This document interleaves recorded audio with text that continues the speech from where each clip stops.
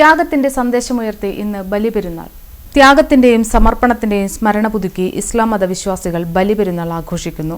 പ്രവാചകനായ ഇബ്രാഹിം നബി തന്റെ ആദ്യപുത്രനായ ഇസ്മായിലിനെ അള്ളാഹുവിന്റെ കൽപ്പന മാനിച്ച് ദൈവപ്രീതിക്കായി ബലിയെറുക്കാൻ തയ്യാറായതിന്റെ ഓർമ്മ പുതുക്കലാണ് ബലിപെരുന്നാൾ.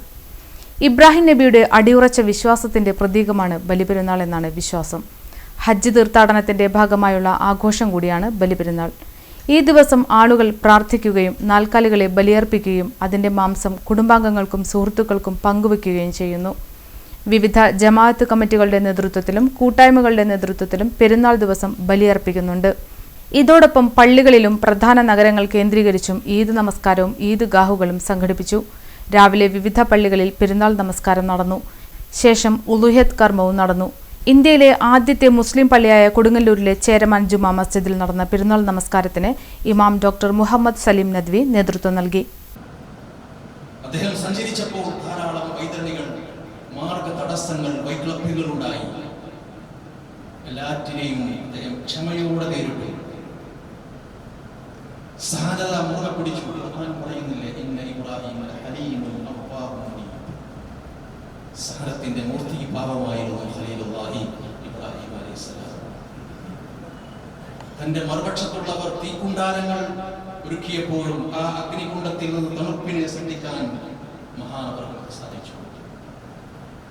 ഏത് കൊടുങ്കാറ്റിൽ നിന്നും മന്ദമാരുതനെ കാഴ്ചവെക്കാൻ കഴിയുമെന്ന് ഖലീലുല്ലാഹി ഇബ്രാഹിം നബി അലൈഹിസ്സലാമിന്റെ ജീവിതം നമ്മെ ഓതിക്കേൾപ്പിക്കുന്നു.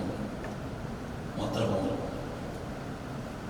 അദ്ദേഹം തന്റെ എല്ലാവിധ എതിർപ്പുകളെയും പരീക്ഷണങ്ങളെയും നേരിട്ടത് നിരന്തരമായ പ്രാർത്ഥനകൾ കൊണ്ടായിരുന്നു. എങ്ങനെയാണ് ഒരു മനുഷ്യന് പ്രാർത്ഥന കൊണ്ട് വിജയം നേടിയെടുക്കാൻ കഴിയുമെന്നുള്ളതിന്റെ മികച്ച ഉദാഹരണമായിരുന്നു ഇബ്രാഹിം അലൈഹിസ്സലാം. ക്ഷമയിലൂടെ, പ്രാർത്ഥനയിലൂടെ ഏത് വെല്ലുവിളികളെയും അതിജയിക്കാൻ കഴിയുമെന്നുള്ളതിന്റെ ഏറ്റവും മഹത്തായ ഉദാഹരണം. അതുകൊണ്ട് തന്നെയാണ് ഇബ്രാഹിം അലൈഹിസ്സലാം നമുക്ക് മാതൃകയായി വരുന്നത്. ഈ കാലഘട്ടത്തിൽ നമുക്ക് ഓരോരുത്തർക്കും ഓരോ ദൗത്യങ്ങൾ നിർവഹിക്കാനുണ്ട്. ഖലീലുല്ലാഹി ഇബ്രാഹിം നബി അലൈഹിസ്സലാം നിർവഹിച്ച ദൗത്യവും നിയോഗവും ഒരു സമുദായത്തിന്റെ, ഒരു സമൂഹത്തിന്റെ മൊത്തം ദൗത്യമായിരുന്നു. അങ്ങനെയാകാൻ നമുക്ക് കഴിയില്ലെങ്കിലും നമുക്ക് നമ്മുടേതായ റോളുകളും ദൗത്യങ്ങളും അല്ലാഹു അക്ബർ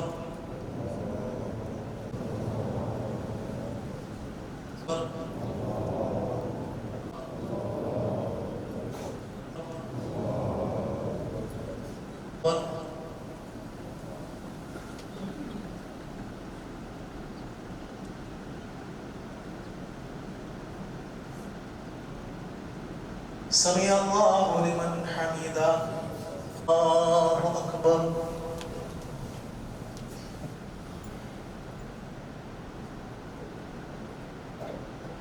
الله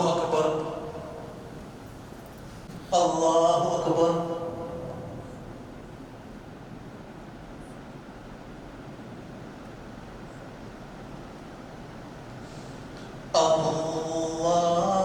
الله أكبر إلينا إيابهم ثم إن علينا حسابهم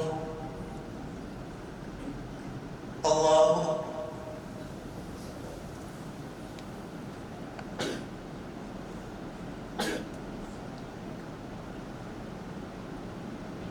سمع الله لمن حمده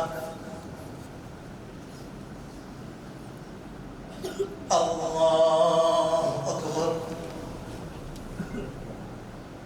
الله أكبر